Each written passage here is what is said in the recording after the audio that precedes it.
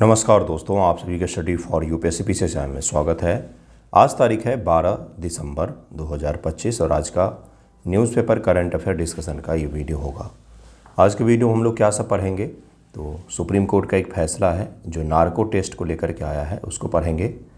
दूसरा जो टॉपिक होगा वो सलमान खान जो है वो अपने पर्सनल राइट्स की सुरक्षा के लिए दिल्ली हाई कोर्ट गए थे। वहाँ पर 3 दिनों का समय दिया गया सोशल मीडियाज़ को। क्या है ये मामला क्या है, क्योंकि एक एक करके बहुत सारे एक्टर्स ने इस प्रकार के राइट्स अपने सुरक्षित किए हैं, तो उसको ज़रा हम लोग समझेंगे। और एक और टॉपिक है जिसको डिटेल में हम लोग पढ़ेंगे। न्यूज़ की अगर बात करें तो प्रधानमंत्री मोदी और ट्रंप के बीच में बात हुई है। इसके साथ में एक बहुत ही बड़ी न्यूज़ ये है कि मैक्सिको जो देश है उसने भारत सहित एशिया के और भी देश जैसे चीन है उन सभी पर 50% टैरिफ लगाया है, 50% टैरिफ लगाया है, ताकि अपने यहाँ के उद्योग धंधों को सुरक्षित किया जा सके। इसको कहा जाता है संरक्षणवाद, कहा जाता है इसको। संरक्षणवाद की अवधारणा कही जाती है कि अपनी अर्थव्यवस्था को बचाने के लिए आप दूसरे अर्थव्यवस्था से जो सामग्री आपके देश में आ रहे हैं उस पर कुछ हद तक रोक लगा दिया जाता है। ये एक प्रकार से रोक लगाने का ही प्रयास होता है। जब भारत और चीन और एशिया के कुछ देशों के सामान वहाँ पर 50% से ज़्यादा महंगे बिकेंगे तो उसका सीधा सीधा इम्पैक्ट ये पड़ेगा कि ये सामान धीरे धीरे करके कंपटीशन से बाहर हो जाएंगे। अगर भारत की बात करें हम लोग तो नुकसान के तौर पर भारत का जो मोटर इंडस्ट्री है उसके कई सारी गाड़ियाँ वहाँ पर एक्सपोर्ट की जाती है। मोटरसाइकिल, बाइक्स और कार जो है और जो ट्रांसपोर्ट व्हीकल होते हैं, ट्रक वगैरह, वो बड़ी मात्रा में मैक्सिको एक्सपोर्ट किए जाते हैं, जिस पर निश्चित तौर पर प्रभाव पड़ेगा। शुरुआत करते हैं आज के पहले न्यूज़ से। देखिए आज का पहला न्यूज़ क्या है। एक चीज़ उससे पहले और बता देता हूँ, कई सारे बच्चों के मैसेज आते हैं इसलिए मैं पहले ही बता देता हूँ। 72 बीपीएससी के लिए बच्चे पूछते हैं कि क्या इसमें भी सीटें होंगी क्या। अगर सीटें 300 होगी तो क्या आप एग्ज़ाम नहीं देंगे क्या? बिल्कुल सीटें होंगी। 500 से ज़्यादा तो सहकारिता विभाग करके कोई है उसी की सीटें आई हैं। पिछले साल के 71 बीपीएससी से पहले की भी कुछ सीटें थीं जिसको 71 में शामिल नहीं किया गया था, वो सभी 72 के लिए ही रखा हुआ है। तो सीटें तो अच्छी खासी आएंगे ही। आपकी तैयारी है क्या कि आप निकाल करके सीट ले जाएं? उसके बारे में सोचिए कि मेरी तैयारी है क्या। अगर 100 ही सीट आएगा तो क्या मैं उससे पास हो पाऊंगा या पास हो पाऊंगी? इस बारे में सोचिए, अपनी तैयारी के बारे में सोचिए। सीटें तो आएंगी ही, एग्ज़ाम अपने समय पर ही होगा। मई जून में नोटिफिकेशन आएगा और आपका सितंबर में फिर से एग्ज़ाम होगा और अगले साल दिसंबर जनवरी के आसपास में आपका मेंस एग्जामिनेशन होगा। तो कृपया तैयारी पर ध्यान दें। सीटें आएंगी ही, क्योंकि एग्ज़ाम जो है वो हर साल ही सही समय पर कंडक्ट करवाया जाएगा। देखिए न्यूज़ क्या है कि सलमान खान पर्सनैलिटी राइट्स की रक्षा के लिए, पर्सनैलिटी राइट्स इसको कहा जा रहा है। देखिए यहाँ पर लिखा हुआ है पर्सनैलिटी राइट्स कहा जा रहा है। हाई कोर्ट ने उनके पक्ष में फैसला दिया है और सभी सोशल मीडिया प्लेटफॉर्म्स को 3 दिनों की उन्होंने समय दी है कि हाई कोर्ट के द्वारा कि आप कृपया करके सलमान खान के पर्सनैलिटी राइट्स को सुरक्षित करें, अन्यथा आप पर कंटेम्प्ट ऑफ कोर्ट का मुकदमा चलाया जाएगा। तो ये क्या होता है पर्सनैलिटी राइट्स और एआई के ज़माने में किस प्रकार से आवश्यक हो गया है, न केवल सेलिब्रिटीज़ के लिए बल्कि सभी व्यक्तियों के पास में भी इस तरह का अधिकार होना चाहिए कि किसी के भी वीडियो, किसी के भी फ़ोटो, किसी भी चीज़ का दुरुपयोग न किया जाए, क्योंकि बहुत आसानी से इसका दुरुपयोग हो रहा है। दिल्ली हाई कोर्ट ने social media intermediate Facebook, Instagram, YouTube, x और जितने भी प्लेटफॉर्म हैं उन सभी को निर्देश दिया है कि सलमान खान के पर्सनैलिटी राइट्स का उल्लंघन करने वाली अनाधिकृत सामग्री जैसे deep fake, AI generated video, फर्जी इंटरव्यू, अपमानजनक मीम्स को 3 दिनों के अंदर हटाने के लिए कहा गया। आपने अगर कुछ वीडियो देखा होगा तो आपको पता चल गया होगा। एक वीडियो है जो धोनी का डीप फेक बनाया गया जिसमें वो गौतम गंभीर को क्रिटिसाइज कर रहे हैं। आपने शायद देखा होगा सोशल मीडिया पर। वो डीप फेक है, वो वास्तविकता में उसने कुछ नहीं कहा है। ये फेक वीडियोज़ होते हैं जो आपको रियलिस्टिक दिखते हैं, अप्रॉक्स रियल दिखते हैं। बहुत पहचानना धीरे धीरे मुश्किल हो रहा है। जैसे जैसे एआई का डेवलपमेंट और भी ज़्यादा हो रहा है तो उस प्रकार से डीप फेक जैसी चीज़ों को पहचानना थोड़ा सा मुश्किल होता जा रहा है। वैसे पहचान सकते हैं आसानी से आप, लेकिन कठिन तो हो ही गया है। यह आदेश सलमान खान की याचिका पर आया है जिसमें उन्होंने क्या कहा था कि उनकी छवि, ध्यानपूर्वक सुनिएगा ये टर्मिनोलॉजियों को, उनकी छवि जो फोटो या उनकी वॉइस, आवाज़ या नाम का गलत इस्तेमाल हो रहा है, उनके वीडियोज़ इत्यादि चीज़ों को अर्जेंट मान करके इस प्रकार का कोई भी चीज़ है तो उसको हटाना अनिवार्य किया गया है हाई कोर्ट के द्वारा।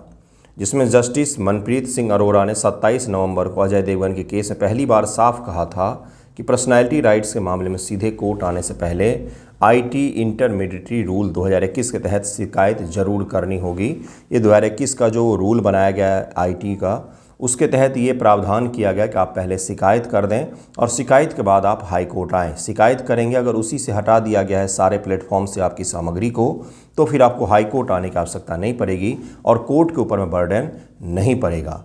लेकिन कोर्ट आकर के ये जितने भी सेलिब्रिटी है ये इस चीज़ को सुनिश्चित करना चाहते हैं कि कोर्ट का आदेश अगर उनके पास में रहेगा तो आसानी पूर्वक वो क्या कर सकते हैं, कहीं से भी कुछ भी प्लेटफॉर्म से हटवा सकते हैं। पर्सनैलिटी राइट्स क्या होता है अब इसको ज़रा हम लोग समझेंगे। ये बहुत आवश्यक हो गया, आपसे मेंस एग्जामिनेशन में पूछा जा सकता है कि हाल ही में पर्सनैलिटी राइट्स जो है चर्चा में रहे हैं। क्या ये राइट्स मूल अधिकार में शामिल होने चाहिए और किस प्रकार से इसको सुरक्षित किए जाएं, या पर्सनैलिटी राइट्स जो है ये एक आदेश क्यों आ रहा है। सुप्रीम कोर्ट या सरकार इस चीज़ को लेकर के संपूर्ण देश के लिए ही कोई कानून क्यों नहीं बना रही है ठोस, कि भाई किसी भी व्यक्ति का बिना उससे पूछे हुए आप अगर इस्तेमाल करते हैं तो आपको निश्चित तौर पर कुछ न कुछ सज़ा सुनानी चाहिए। तो ये जो एक फ़ैसला हो जाएगा, अगर इस तरह की चीज़ें आ जाती है तो बार बार करके इन सभी को जाना नहीं पड़ेगा। हालांकि सेलिब्रिटीज़ को अपनी फ़ोटो, इमेज इत्यादि तो सुरक्षित करना ही चाहिए क्योंकि उनका उसी से सारा काम चलता है। पर्सनैलिटी राइट्स एक व्यक्ति की अपनी पहचान, नाम, फोटो, आवाज़, हस्ताक्षर, हाव भाव, स्टाइल और समग्र व्यक्तित्व, पर्सोना जिसको कहा जाता है, कि व्यावसायिक या कॉमर्शियल या गैर व्यावसायिक नॉन कॉमर्शियल दुरुपयोग से बचने का कानूनी अधिकार जो होता है उसको पर्सनैलिटी राइट्स कहा जाता है। किसी भी व्यक्ति के नाम, फोटो, आवाज़, इस टर्मिनोलॉजी को याद रखिएगा। हो सकता है मैं ही आपसे सवाल पूछ लूँ कि पर्सनैलिटी राइट्स क्या होते हैं, इसके बारे में बताएं। तो ये सवाल में आपको लिखना पड़ेगा, जो इसका निश्चित रूप से दिया गया कीवर्ड्स है उसका उपयोग करके। भारत में यह कोई अलग कानून नहीं है बल्कि संविधान और कई न्यायिक फैसलों से मिलकर बना एक संयुक्त अधिकार है, जिसे अब सेलिब्रिटी राइट्स या पब्लिसिटी राइट्स भी कहा जाता है। सेलिब्रिटी राइट्स इसलिए कह दिया जाता है क्योंकि सेलिब्रिटीज़ इस चीज़ को सुरक्षित करने पर थोड़े से ज़्यादा कॉन्शियस होते हैं। क्यों होते हैं भाई? क्योंकि उनके नाम, उनके फ़ोटो, उनके इमेज, उनके वीडियोज़ का आसानी से दुरुपयोग किया जाता है। पहले भी होता था लेकिन पहले उसका इम्पैक्ट कम पड़ता था। जैसे अगर आपने छोटे शहरों में दुकानों को देखा होगा तो समोसे की दुकान रहती है, सलमान खान समोसे लेकर कर खड़े रहते हैं, कोल्ड ड्रिंक लेकर के खड़े रहते हैं। देखा है क्या आपने? कैटरीना कैफ जो है वो दुल्हन बन के खड़ी रहती है, तो ये देखा होगा आपने। लेकिन उससे कुछ नुकसान नहीं होता था एक्टर एक्ट्रेस का। लेकिन अब जो है सोशल मीडिया पर इस तरह की चीज़ प्रचार प्रसार के लिए उपयोग करना बड़े स्तर पर उनका नुकसान करता है, आर्थिक नुकसान भी करता है और इमेज का भी नुकसान होता है। किसी के नाम पर कुछ वायरल करवा देना ख़राब चीज़ों को, जिसमें उसने कुछ नहीं कहा है, पता चलता है बाद में फेक वीडियो था, डीप वीडियो था। इससे उनका नुकसान होता है, जिससे बचने के लिए वो इस प्रकार के राइट्स को सुरक्षित करते हैं। इसी को पब्लिसिटी राइट्स या सेलिब्रिटी राइट्स भी कह दिया जाता है। भारत में पब्लिसिटी राइट्स को निम्नलिखित प्रकार से मान्यता मिली हुई है। संविधान का अनुच्छेद 21 जीवन और निजी स्वतंत्रता का अधिकार जो है, जो डिग्निटी और प्राइवेसी को शामिल करता है। इसके तहत आप मान सकते हैं कि ये राइट्स सुरक्षित है। अनुच्छेद 19(1)(a) कहीं पर भी ये शब्द यूज नहीं किया गया है, पब्लिसिटी राइट्स या पर्सनैलिटी राइट्स या सेलिब्रिटी राइट्स, ये सब संविधान में शब्द नहीं है। ये इनडायरेक्टली हम लोग रिलेट कर रहे हैं कि प्राइवेसी से जुड़ा हुआ इशू है। अभिव्यक्ति की स्वतंत्रता के तहत में आप किसी भी व्यक्ति का पर्सनैलिटी राइट्स का उल्लंघन नहीं कर सकते हैं। कॉपीराइट एक्ट्स के तहत भी ये जुड़ा हुआ है। ट्रेडमार्क एक्ट्स के तहत भी सेलिब्रिटी के नाम, हस्ताक्षर जो होते हैं यह सुरक्षित होते हैं। सामान्य कानून जो है उसके सिद्धांत के तहत भी होता है कि भाई किसी का कुछ भी आप उपयोग कर रहे हैं तो उससे पहले उसका आज्ञा लेना परम आवश्यक बनाया गया है कि आपको कंसेंट तो लेना ही पड़ेगा, तभी जाके आप इसका उपयोग कर सकते हैं। पर्सनैलिटी राइट्स में क्या क्या चीज़ें शामिल होती हैं अभी मैंने आपको बताया। जैसे देखिए नाम, उपनाम, निकनेम वगैरह, photograph, image, voice, deep fake में बहुत ज़्यादा खतरा हो गया इसको, सिग्नेचर, हाव भाव या स्टाइल, चाल ढाल, डांस के स्टेप हो सकते हैं, प्रसिद्ध डायलॉग या इत्यादि चीज़ें जो होती हैं उसके बारे में। उसके अलावा जो उनके कुछ फेमस मूवीज़ के सीन, डायलॉग जो इसके कारण उनकी पहचान हुई है, उसको भी सुरक्षित किया गया है। ओके, तो ये ध्यान में रखिएगा किन किन चीज़ों को सुरक्षित किया जाता है। क्या ये सामान्य लोगों को भी ये अधिकार प्राप्त होते हैं क्या? बिल्कुल प्राप्त होते हैं, सामान्य लोगों को भी प्राप्त होते हैं। दो मुख्य प्रकार हैं इसके। पहला होता है व्यावसायिक, राइट्स ऑफ पब्लिसिटी, यानी कि व्यावसायिक अधिकार के तहत आता है ये।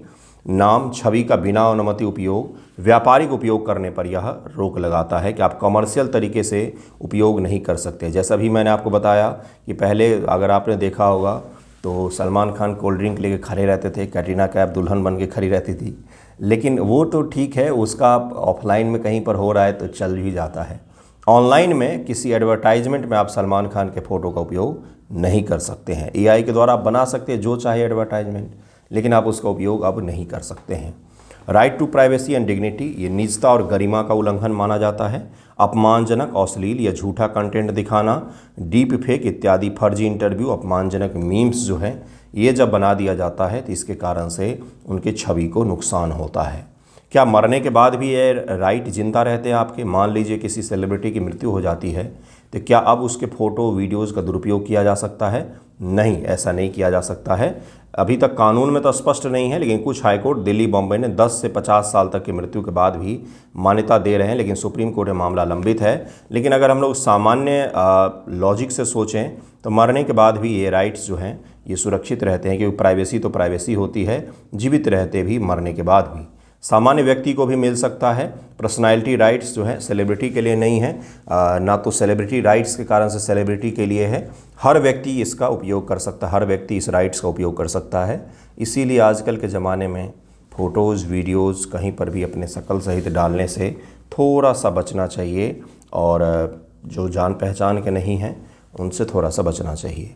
तो ये बहुत ही ज़रूरी था टॉपिक आपके लिए। प्रीलिम, मेंस दोनों में पूछा जा सकता है। इनफैक्ट इंटरव्यू जो 70 आप देने जाएंगे रिजल्ट के बाद से, तो उसमें ही पूछा जा सकता है, क्योंकि बहुत ज़्यादा चर्चा में है ये। हर दूसरे तीसरे दिन कोई ना कोई वहाँ पर कलाकार जा रहे हैं, कभी अनिल कपूर जा रहे हैं, कभी सलमान खान, कभी अजय देवगन, कभी टाइगर श्रॉफ, कभी दक्षिण के कुछ हीरो हीरोइन जा रहे हैं। तो इसके कारण से आपसे इंटरव्यू में भी पूछ सकता है कि क्या होता है ये, क्या यह आने वाले समय के लिए ज़रूरी है, और अगर ज़रूरी है तो सरकार जो है एक एक्ट बना कर के ही क्यों ना इसको बड़ी कड़ाई से लागू करती है। तो इसको ज़रूर याद रखिएगा, very very important. Next topic है द हिंदू एक्सप्लेन्ड का है कि what does supreme court ruling on narco test mean. दरअसल में पटना हाई कोर्ट से जुड़ा हुआ मामला है। पटना हाई कोर्ट ने एक फैसला दिया जिसके तहत उसने बोला कि अगर आपको नार्को टेस्ट करवाना है पुलिस को तो ये स्वैच्छिक है, पुलिस की इच्छा पर निर्भर करता है कि वो नार्को टेस्ट करवा ले। लेकिन ये बहुत ही गलत फैसला था। सुप्रीम कोर्ट ने कहा कि ये भ्रामक है और यह गलत फैसला है, और उसको सुप्रीम कोर्ट ने पलट दिया कि ऐसा नहीं किया जा सकता है। क्यों नहीं किया जा सकता है? क्या आपके दिमाग में कुछ क्लिक कर रहा है क्या? क्यों नहीं किया जा सकता है? सुप्रीम कोर्ट का फैसला आपके दिमाग में क्लिक कर रहा है क्या बिना पढ़े? इस टॉपिक को नहीं पढ़ा है अभी हमने। आर्टिकल 20 याद है क्या आपको? मूल अधिकार मैंने पढ़ाया है पॉलिटी में, फंडामेंटल राइट्स में हमने इसको पढ़ा है। आर्टिकल 20 के तहत में किसी को भी अपने खिलाफ सबूत देने के लिए बाध्य नहीं किया जा सकता है। मूल अधिकार को अगर आप भूल गए तो बहुत ही गलत चीज़ है ये, बिल्कुल कनेक्टेड रहना चाहिए। बच्चे जो मैसेज करते हैं कि हम जीएस को करंट से नहीं जोड़ पाते, यही तो है करंट, जोड़िए इसको, हो गया, इससे जुड़ गया।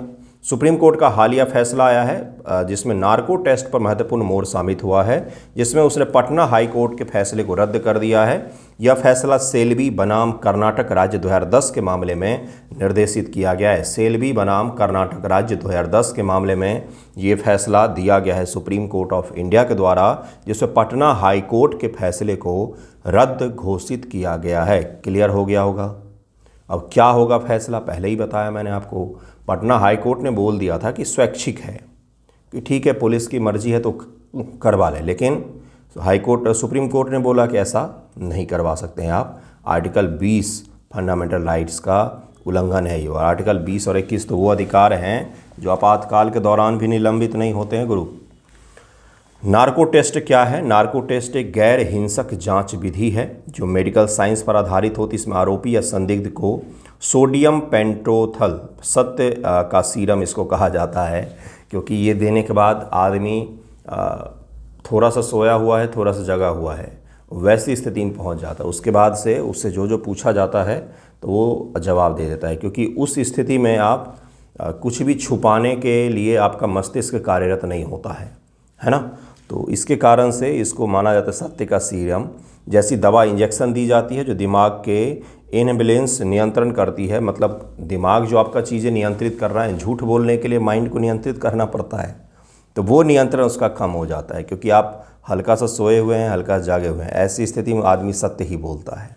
इससे व्यक्ति की मानसिक अवरोधक कम हो जाते हैं और वह बिना झूठ झिझक के बातें कबूल कर लेता है, और उसी कबूलियत को उपयोग किया जाता है हाई कोर्ट, सुप्रीम कोर्ट इत्यादि कोर्ट में पुलिस के द्वारा कि देखिए मैंने इनका नार्को करवाया और उसमें ये चीज़ें शामिल आई हैं। ठीक है, डॉक्टर या मनोवैज्ञानिक सवाल पूछते हैं, ये तो प्रक्रिया हो गया, प्रक्रिया आपको जानने की आवश्यकता नहीं है। भारत में नार्को टेस्ट का उपयोग पुलिस जांच में होता है, लेकिन सुप्रीम कोर्ट ने 2010 में इसे सीमित कर दिया था। पटना हाई कोर्ट ने हाल ही में इसको स्वैच्छिक नार्को टेस्ट की अनुमति दी थी, जिसे सुप्रीम कोर्ट ने रद्द घोषित कर दिया है और कहा है कि यह आप नहीं कर सकते हैं। क्या यहाँ सवाल बिल्कुल पूछा जा सकता है, प्रीलिम में पूछा जा सकता है आपसे कि नार्को टेस्ट की अनुमति जो दी जाती है वो किस अधिकार, किस आर्टिकल के तहत में आएगा। तो आर्टिकल 20 के तहत में आएगा। आप ही अनुमति देंगे तभी जा कर के पुलिस कर सकती है। ओके, फैसले का सार क्या है? सुप्रीम कोर्ट ने पटना हाई कोर्ट के स्वैच्छिक नार्को टेस्ट की अनुमति को असंवैधानिक घोषित कर दिया है। यानी कि सुप्रीम कोर्ट ने हाई कोर्ट के फैसले को असंवैधानिक, अनकॉन्स्टिट्यूशनल घोषित किया है, जिसके तहत में अब सुप्रीम कोर्ट जो है वो नार्को को स्वैच्छिक फिर से नहीं होने देगी।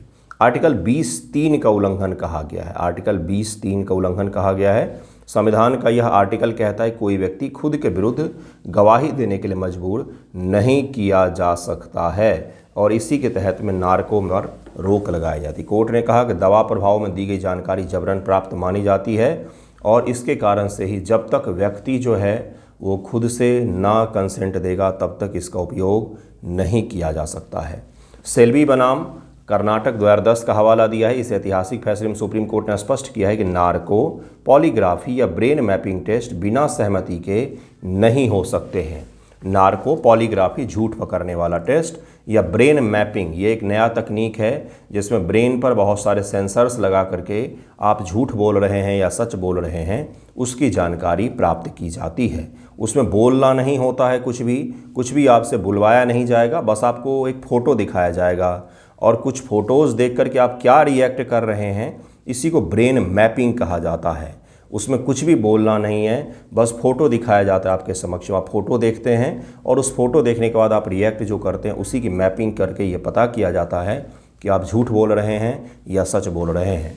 सहमति होने पर भी सुरक्षा उपाय अनिवार्य हैं, जैसे व्यक्ति को टेस्ट के प्रभावों की पूरी जानकारी देनी होगी, वकीलों की मौजूदगी होगी, टेस्ट के परिणाम अदालत में सबूत के रूप में सीमित उपयोग किए जा सकते हैं, केवल सहायक के रूप में उपयोग किए जा सकते हैं। यह मेन प्रूफ नहीं माना जाता है, बस सहायक के रूप में ही इसको स्वीकार किया जाता है। पटना हाई कोर्ट की गलती को माना है सुप्रीम कोर्ट ने कि यह हाई कोर्ट की गलती थी, ऐसा नहीं करना चाहिए, तो इसको अपरिपक्व कहा है, अपरिपक्व फैसला कहा गया। तो इसको जरूर याद रखिएगा इस पूरे इशू को। संवैधानिक वैधता, क्यों ये टेस्ट असंवैधानिक है?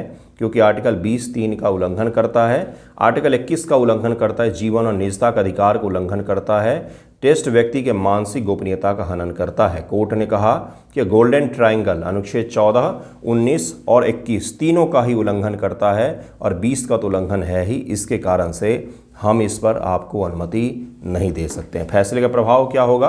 अदालती कार्रवाई जो है उसके जगह पर अब शुरू होगा भाई कि पुलिस को थोड़ा सा लिमिटेड होकर के काम करना पड़ेगा, लोगों के अधिकारों को सुरक्षित करना, तभी जा कर के जो है वो नार्को हो पाएगा।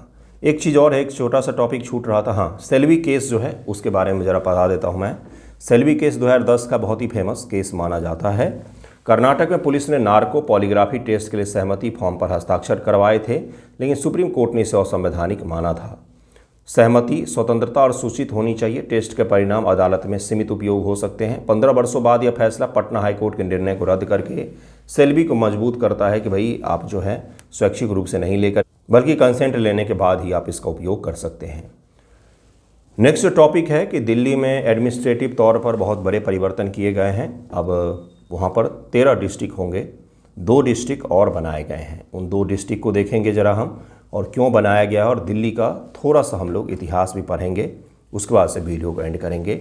देखिए, दिल्ली में जो सरकार ने बोला है कि जीवन को आसान बनाने के लिए हमने बड़ा कदम उठाया है, और 11 से बढ़ा करके 13 करने का प्रस्ताव मंजूर कर लिया है दिल्ली गवर्नमेंट की कैबिनेट ने, ओके, जिसमें कहा गया है कि एमसीडी के 12 जोन और दिल्ली कंटोनमेंट बोर्ड के साथ को टर्मिनल एक ही सीमा होंगे, जिसमें देखिए दरअसल हो क्या रहा था, नगर निगम जो है दिल्ली का और दिल्ली के जो वास्तविक सरकार है जिसमें एसडीएम डीवाईएसपी बैठते हैं, उन दोनों के बीच में टकराव उत्पन्न हो रहे थे, दोहराव हो रहा था। एक ही जगह पर दो दो एसडीएम तैनात हैं, एक ही इलाके में दो दो डीएम तैनात हैं, जिसके कारण से प्रशासनिक जटिलताएं बहुत ज़्यादा हो रही थी।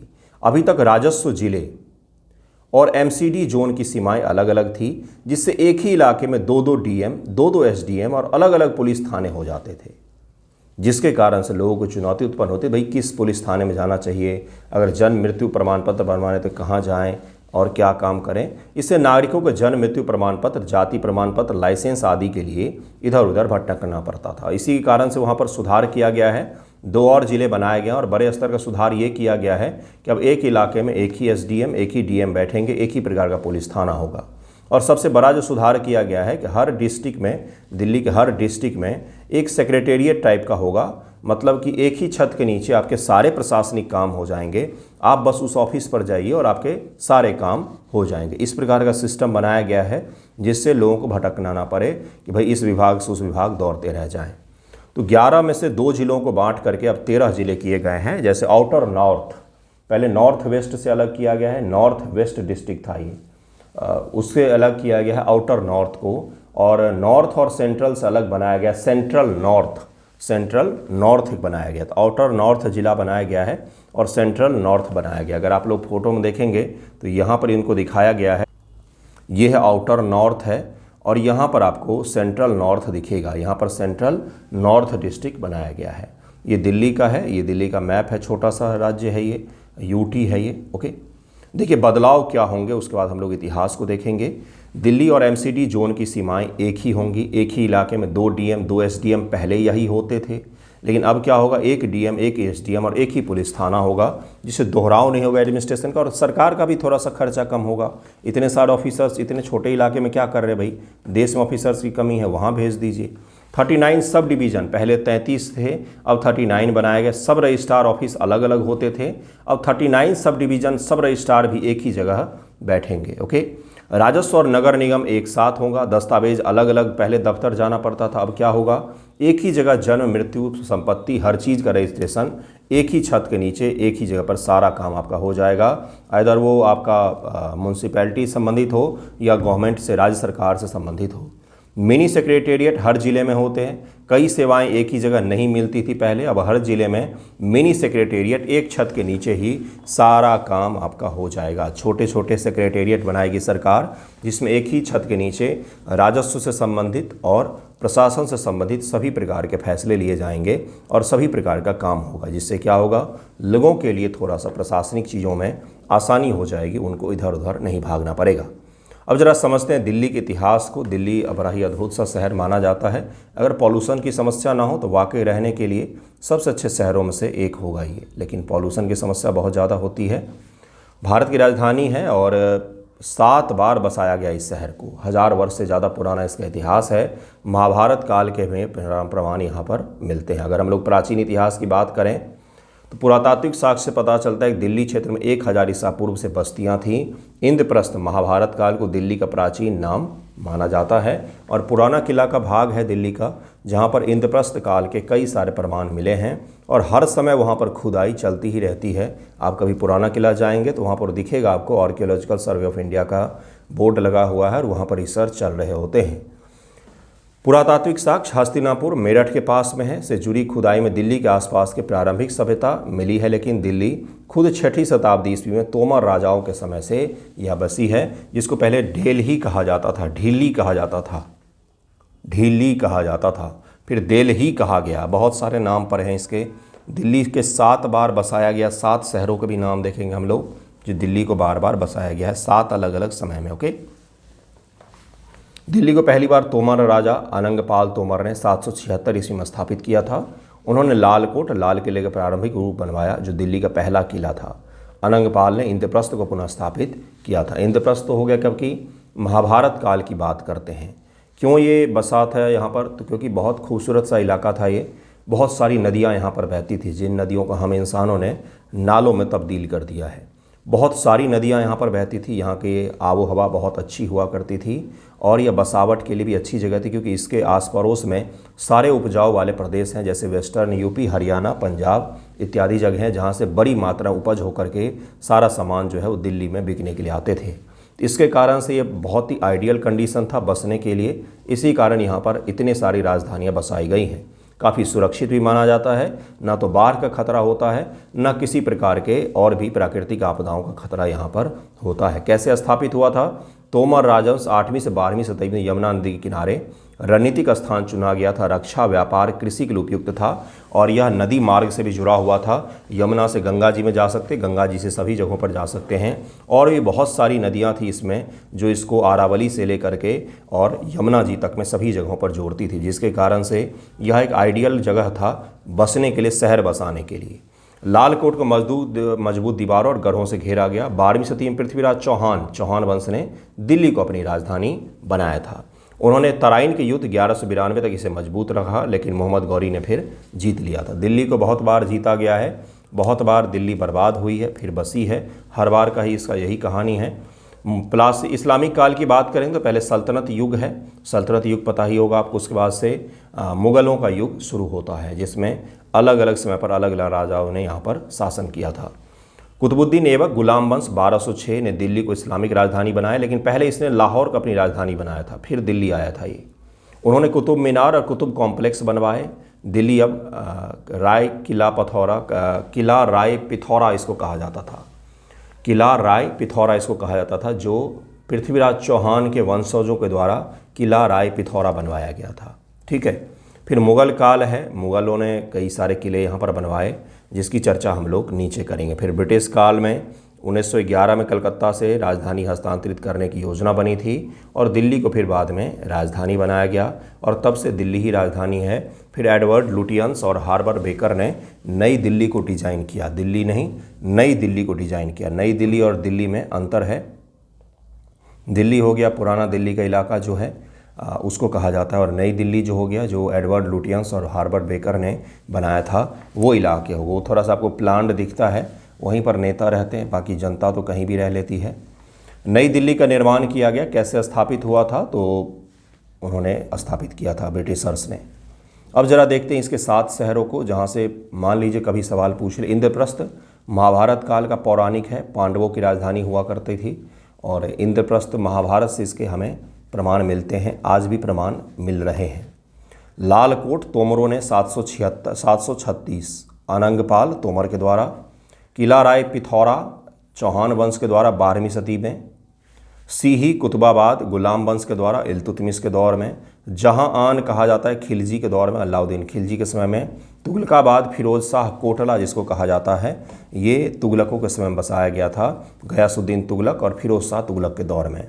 शाहजहानाबाद, ये पुराना जो दिल्ली आप सुनते हैं, पुरानी दिल्ली, चांदनी चौक का इलाका और नए वो जो जामा मस्जिद का इलाका है, सदर बाज़ार, वो सब है शाहजहानाबाद। ये मुग़लों ने बसाया।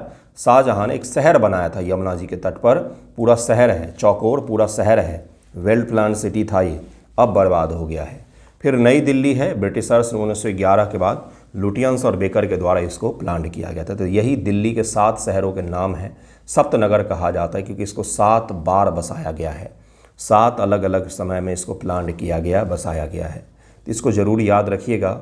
और आज के सारे टॉपिक यही थे। हाँ, आज के सारे टॉपिक यही थे। इसके आगे के वीडियोज़ कल में हम लोग पढ़ेंगे। ठीक है। थैंक यू सो मच आप सभी का।